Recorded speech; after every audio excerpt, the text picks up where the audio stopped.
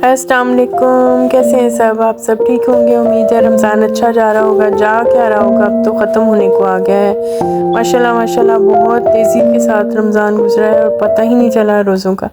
यहाँ मैंने सोचा आज जो है ना हम इफ्तारी बनाते हैं और डिफरेंट घरों में भेजते हैं। उसके लिए सबसे पहले चिकन पैटिस बनाए, जारिया ने तैयार किए थे और एयर फ्राई में बनाए। उसके बाद समोसे हमने कुछ दिन पहले बना के फ्रीज़ किए थे, तो वही समोसाज निकाल के मैंने ऑयल में डीप फ्राई करना शुरू कर दिए। ज़्यादातर चीज़ें मैं एयर फ्रायर में ही बनाती हूँ, लेकिन जब चीज़ें ज़्यादा बनानी पड़ें तो कुछ एयर फ्रायर में करती हूँ, कुछ डीप फ्राई कर लेती हूँ। लिहाजा समोसे जो आलू वाले वो मैंने डीप फ्राई किए।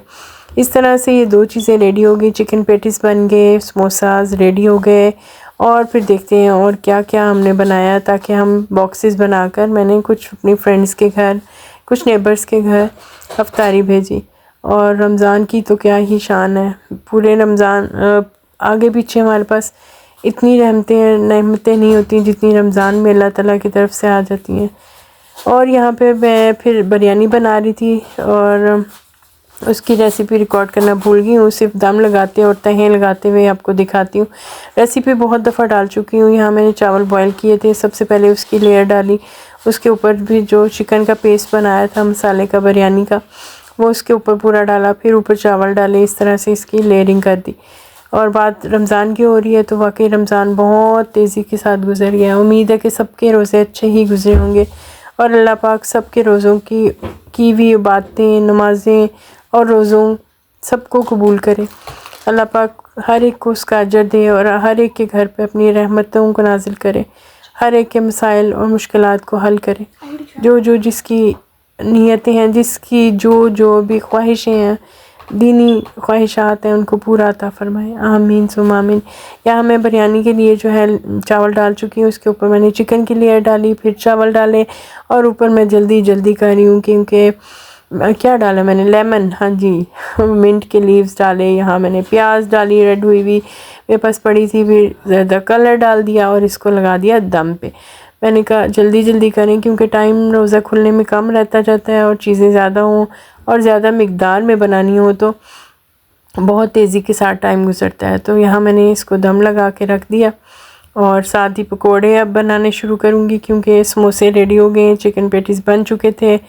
और यहाँ जो है ना मेरी बेटी वो एयर फ्रायर से चिकन पैटीज़ निकाल के रख रही है। हमने कहा सब चीज़ें पहले रेडी कर ले, फिर बॉक्सेस बनाएंगे।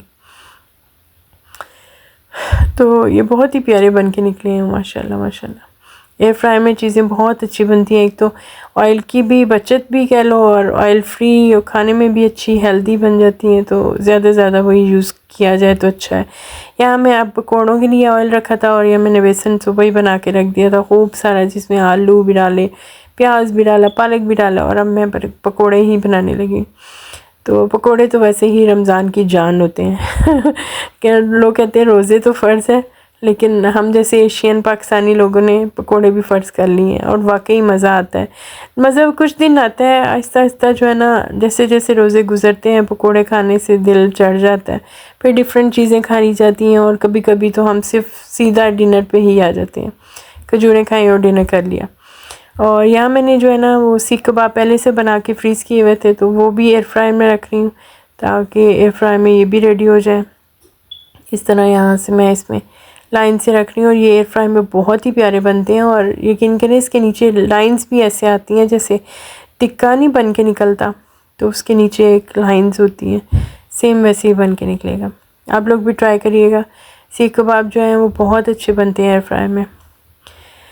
क्विक और इजी रेसिपी है। और इस तरह से जो है मैंने ये तीसरी चीज़ रेडी कर दी, उधर पकोड़े डाल के आई, बस भागम दौड़ में 2-4 चीज़ें बनाई जितना मेरे से हो सका एक दिन के अंदर।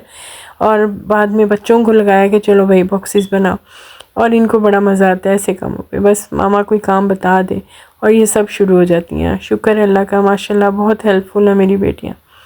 और उनको वैसे शौक़ भी है, जो कहते हैं ना कि जो जिनको अच्छा खाने का शौक़ होता है वो अच्छा बना भी लेते हैं, तो इनको भी कुकिंग का साथ साथ शौक़ है। यहाँ पकोड़े मैंने देख रही थी, उनकी साथ साथ साइड चेंज करना शुरू कर दी थी और ये भी बनते जा रहे थे मज़ेदार किस्म के पकोड़े। ये यहाँ बन के रेडी हो गए हैं और निकालती जा रही थी मैं साथ साथ।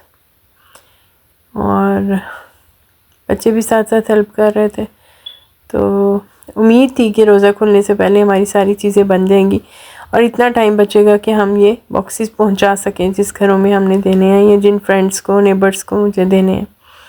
सो यहाँ मैंने और पकोड़े डालने शुरू कर दिए हैं।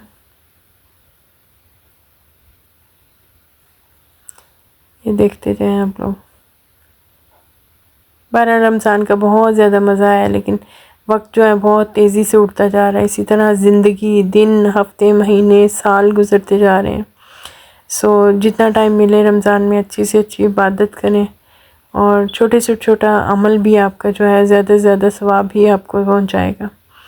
सो रमज़ान के दिनों में सबको अपनी दुआओं में याद रखें और ख़ूब इबादत करें खुशू खुज़ू के साथ। वैसे तो कुदरती ही माहौल ऐसा बन जाता है, एक ख़ास किस्म की रहमतें नाज़िल होती हैं जो पूरे साल वैसे नहीं फीलिंग होती जो रमज़ान के महीने या दिनों में होती है। यहाँ मैं पकोड़े और बना रही थी क्योंकि मुझे लग रहा था कि पकोड़े थोड़े निकाले और थोड़े से और डालना शुरू कर दिया।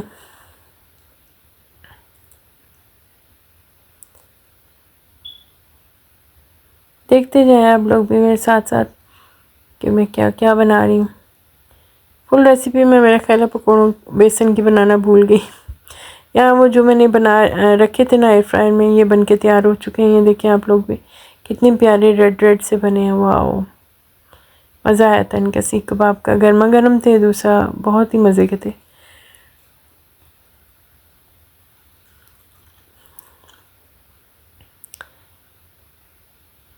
उसकी एक साइड जो है ना वो थोड़ा सा कलर नहीं था हुआ, तो मैंने दोबारा डाल के रखा।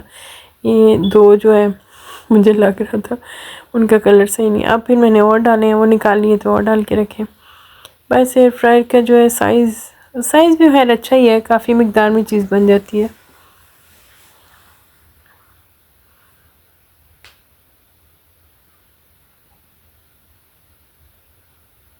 आप लोग बताएं, आप सब ने रमज़ान में क्या क्या किया, क्या क्या नई डिशें बनाई, कैसे गुजरा सबका रमज़ान। और यहाँ तो मौसम ठंडा ही है, बीच में कभी कभी धूप निकल आती है दोपहर में, बाकी सुबह शाम ठंडा ही रहा है रमज़ान जो है ना, इसलिए दिन भी छोटा ही रहा है। वरना कुछ साल पहले बहुत लॉन्ग होता था रोज़ा। यहाँ ये अब जो है ना मेरी बेटी बॉक्स बनाना शुरू हो गई है, तो उसने कहा मामा काफ़ी चीज़ें बन गई हैं, अब हम साथ साथ बॉक्स में डालना शुरू कर देते। मैंने कहा वाह जी वाह, गुड, डालते जाओ सारे मिलके। यहाँ मैं साथ साथ सीख कबाब निकाल ली थी जो कि और बन के रेडी हो गए थे।